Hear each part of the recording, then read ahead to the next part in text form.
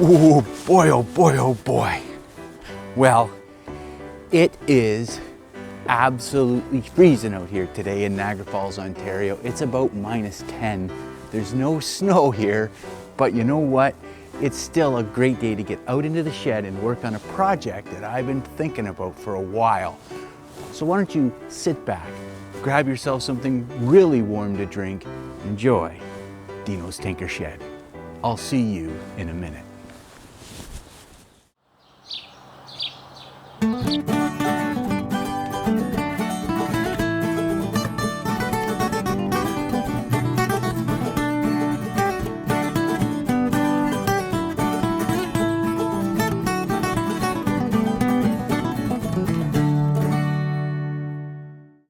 Okay, that is gonna fit pretty well. Welcome back to the channel, everybody. I'm Dino, and guess what? It's a new year. It's 2025, so happy New Year to everybody out there watching. And I can't believe it, but this is gonna be our 5th season here at Dino's Tinker Shed. And I have to thank everybody out there for the support that we've gotten in this channel over the last 5 seasons. It really is special. It keeps me moving forward. I do know my upload is not what it used to be. It's really because my job is really, I'm not going to say impacting my YouTube, but my focus is on my job and making sure that I do the best I can at work. And I've been doing a few projects for them after work, with, you know, in terms of some training material for them that is going to help them succeed as a business as well. So I do try to make as many videos as I can, but I also have to be in the mood to do it. And the wife has a lot of projects around the house that I have to get done in between things too. So if I'm not uploading as much as I used to, that's the reason. I also want to mention that it's cold here right now. It's about -10 outside here in Niagara Falls. So I do have a brand new shop heater that I installed in the summer that you can see here in these pictures, and it is a forced air heater. So occasionally it's going to kick on, probably while I'm talking, so you might hear a little bit of fan noise in the background. I really hope it's not too bad, but I'm going to try to turn the heat on and off to film, and then, you know, try to keep the audio as clean as I possibly can. Now, over the last 5 seasons, we have done a lot of different projects on my DR650, things like mirror extensions and how to install fuel tanks, recovering the seat, all kinds of things. But by far and wide, the biggest question I get is, when are you going to get the 3D dash done? And I really haven't had a good answer other than I'm working on it. But here's the reality. The 3D dash is a lot of work. And there's a couple reasons I haven't really gotten it done at this point. The first is, in order to actually finish the dash from the prototype stage, I need to get my current aluminum dash that I made a couple years ago off the bike so that I can fit this up and figure out what I need to tweak on it. And during the summer months, I really don't want to lay the DR up, I want to ride it. So I haven't really got around to it. The second, and probably more prominent reason, is I don't have a 3D printer. So to get to the point that I am even now, I've had to rely on a couple friends, one in particular, to help me get this thing printed. And I know that I'm going to be back to the drawing board, re-prototyping several times to get this thing where it needs to be. Now, it's a lot of work for this person to do that. I know it is, because they have to watch the print, make sure it doesn't fail, correct a few things, put it through all the different slicers and whatnot. So I really haven't felt like bothering them too much to get this project moving forward. And that really led me to one conclusion that I just have to face. If I'm going to get this thing done, I need to buy a 3D printer. And that is exactly what I did. So after I looked around a lot on the internet, did a bunch of research, and looked around on Facebook forum, I settled on a Creality Ender 3 V3 SE, which according to the forums and different YouTube videos I'd watched, indicates that that particular printer is really good for first-time print users, people who are just starting out. It's supposed to be user-friendly, has decent print quality, and is kind of flexible, and you can upgrade it if you want. In fact, the previous owner had already done some upgrades. They had made some custom prints for cable management and tool storage. They had bought a upgraded magnetically removable PEI print bed, and even has an enclosure for keeping the temperature consistent in and around the printer as the unit's doing its work. I decided on this printer because honestly, it prints PLA, which is inexpensive. I'm going to go through a lot of prints. I'm not really too concerned about super high quality ABS prints or carbon fiber prints. Once I get this thing prototyped, I can just take this to somebody and they can print it on a higher quality machine, and then I can put it into function to see how it works. It's a bit of cost savings for me, and I thought, well, maybe this is the route to go. I can play around with other prints that I can use on the bike. Now, when I first got it home, I went through and cleaned the whole machine up. This is pretty important. It had been sitting around a while. There was a little bit of dust on it, so I got some isopropyl alcohol and some paper towel and Q-tips and went around and cleaned the machine and checked all the fasteners to make sure they were tight, made sure that the belt tension was good, and after a little bit of trial and error, mostly with bed adhesion temperatures, I was able to print this right here, which is, as anybody in the 3D world will know, is a benchy. This little boat that supposedly shows me exactly all the different functions or all the different movements that a 3D printer needs to have. And honestly, it came out really good. I was kind of blown away by this thing. It, you know, the seams are nice, and I figured, boy, oh boy, if this is how this is going to print, I should be able to get this dashboard done really, really quickly, because the prototyping is going to be nice and clean. I should be able to adjust things really well. And in fact, I went to the next stage and printed this clip for holding what do you call them, ratchet straps together. Now, I'm probably not going to use this, but I thought that's kind of a neat thing. I'll print that, and sure enough, it works really well. So I'm off to a good start here. Well, the next day, I thought I'm going to start printing a few other things, maybe something that I want for the DR650.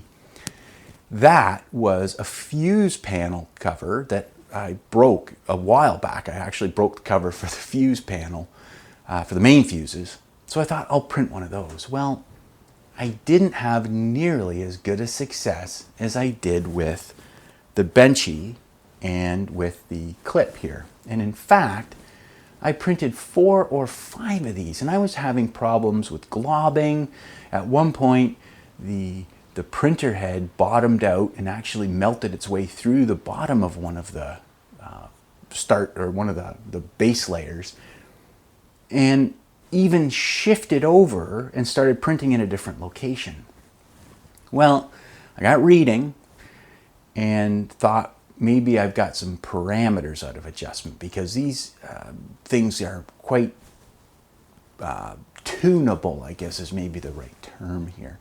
So I played with some of the tuning. I slowed the rate of deposition down, how fast the print head's moving, all of that, thinking maybe I had the X and Y axis moving too fast and it was jumping the timing belts on it. And it seemed to be working better. In fact, I started laying down this one here, and the base layer was just beautiful. I couldn't believe it. I even went down to my wife and said, I think I've got this thing figured out. 10 minutes later, it started globbing again and just wasn't performing very well.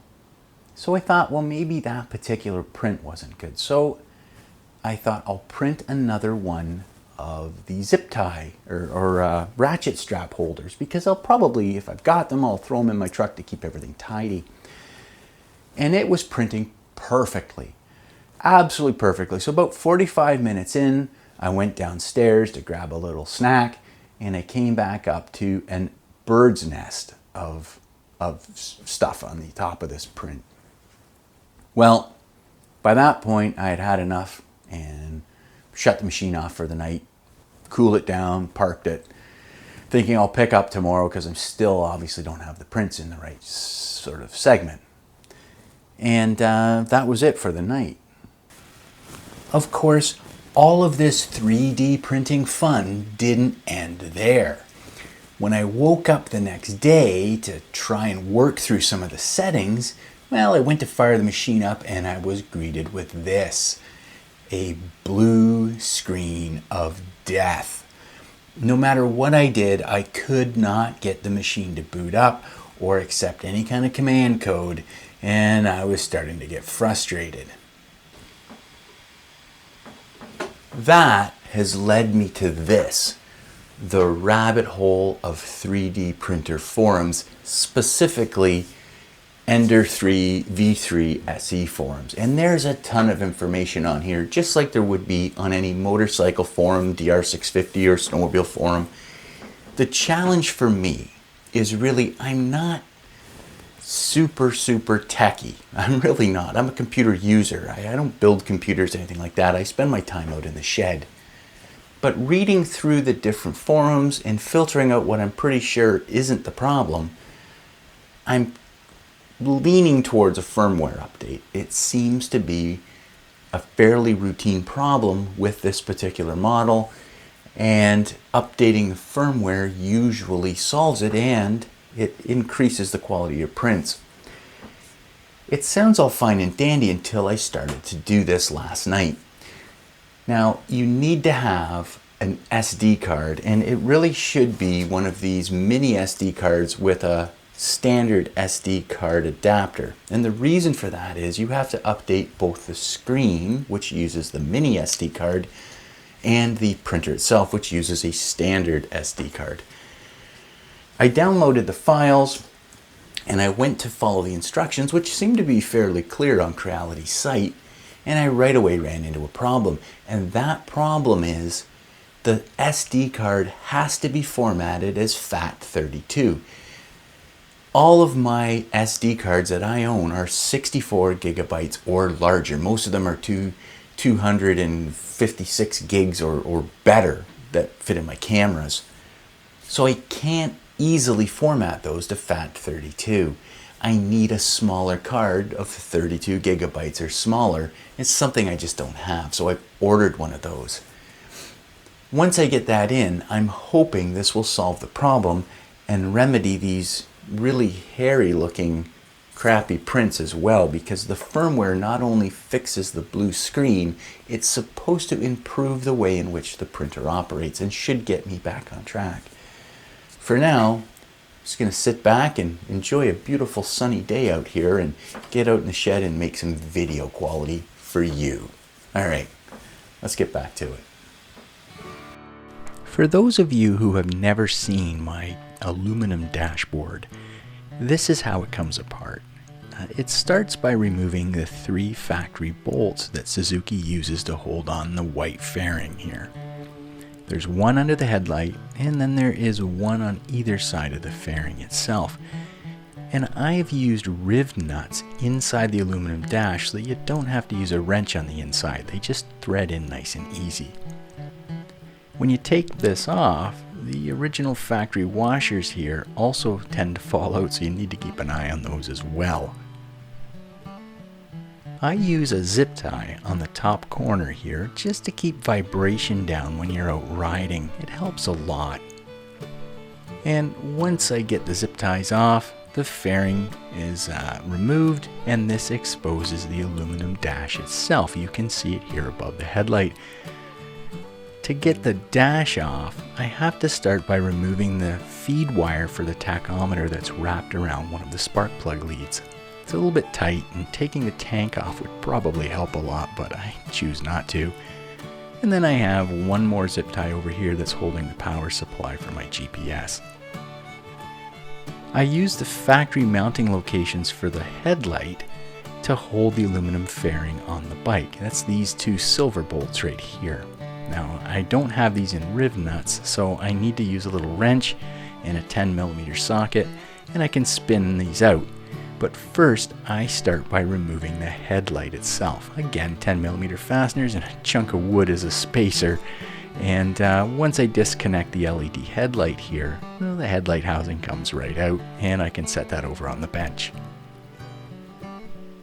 You can see here how tightly packed it is inside, especially with my Cyclops LED headlight module there. It's still pretty tight. There's not a lot of space in there, but it does work. Here I'll use that wrench that I talked about in the 10mm socket and start removing the hardware that holds the dash itself in place. These go through the original rubber ISO mounts that held the headlight, and once I take all four out, I can disconnect the couple wires that I have feeding the power supply and the trigger relay for keyed power. Once that's done, you can just lift the dash off and away it goes. It's a pretty simple system overall. It's just very tight and compact in here, but there it is. It's pretty easy.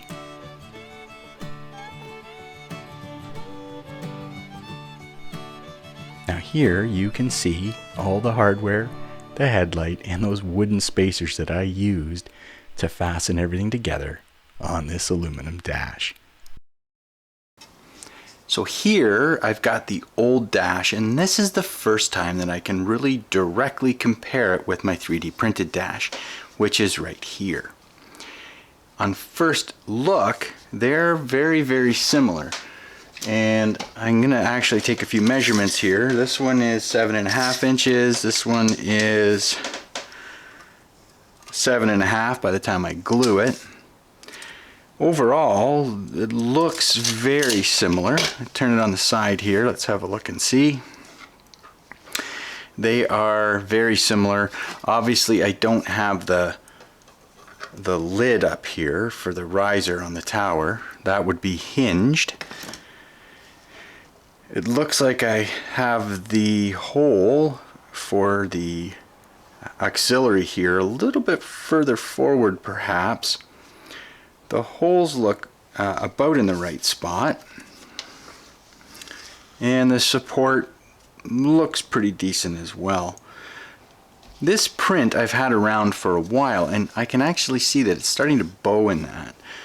I'm going to glue this thing together because I want to see how it's going to fit on the bike, and I'll just do that with basically some super glue here. Again, I'm going to prototype this for fitment first, see where I need to gusset it, and see if it's going to be strong enough. The aluminum was more than strong enough. I don't believe this PLA would be something I'd want to ride with, but if this was printed in ABS, it might be good.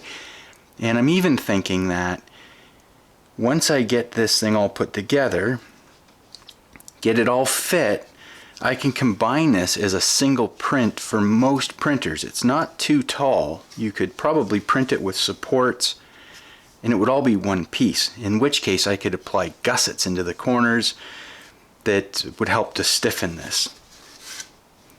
Overall, it looks pretty good.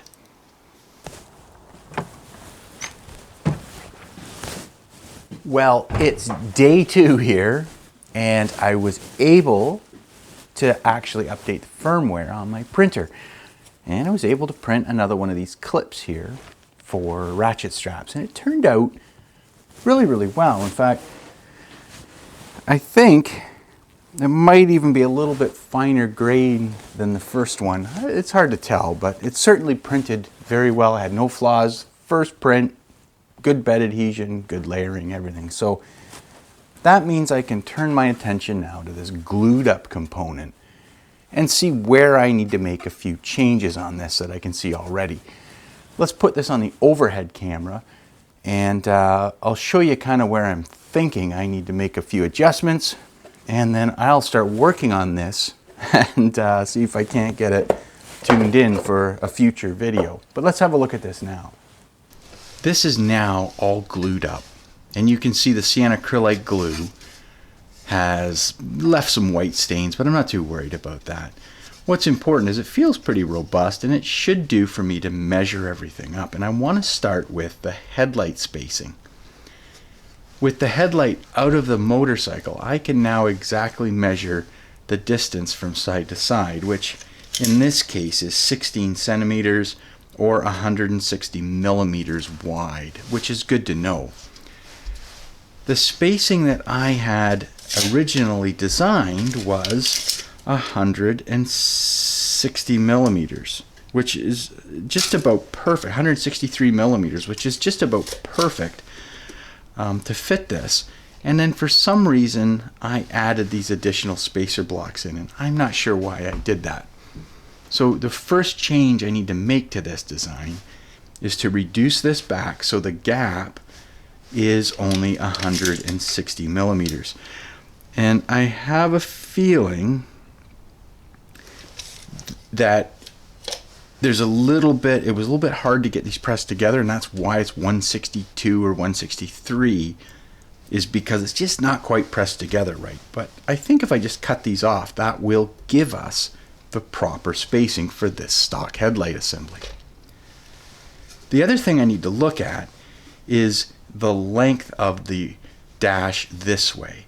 It's just a little bit too long. When I went to line up these holes here to get it mounted, I was bottoming out on the back. So I need to trim the back side of this piece, the corresponding side piece, and the back piece here to get this to fit in place. I'm going to do that in Tinkercad, and then I'm going to print out a new one and fit it all back together. This is going to be some both practice for me in 3D printing, and it'll see if I can adjust some other things as I go. Okay, let's do that. Well, it looks like I have my work cut out for me here, and I have a fair bit of work ahead to get this design to where it is in my head from where it is currently on the bench. But I'm going to keep working on it, and hopefully I can get there sooner than later.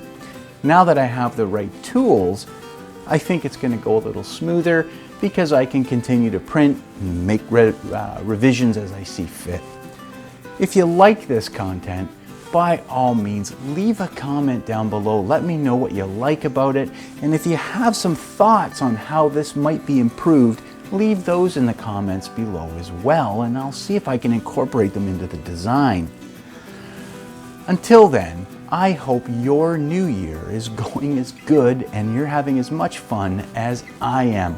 It's really exciting when a new year rolls around because it's a fresh start in a lot of ways, and it can just pick you up and get you out there into the shop learning a few things. Watch my friends over at Skidmate and you'll see that they are deep into their DR650, and Emma's rocking it by changing all the piston rings and getting her top end done. Good work, you two, amazing. Until then, you all enjoy your day, get out in the shop, and remember, tinker easy. Bye for now. I think it's gonna work.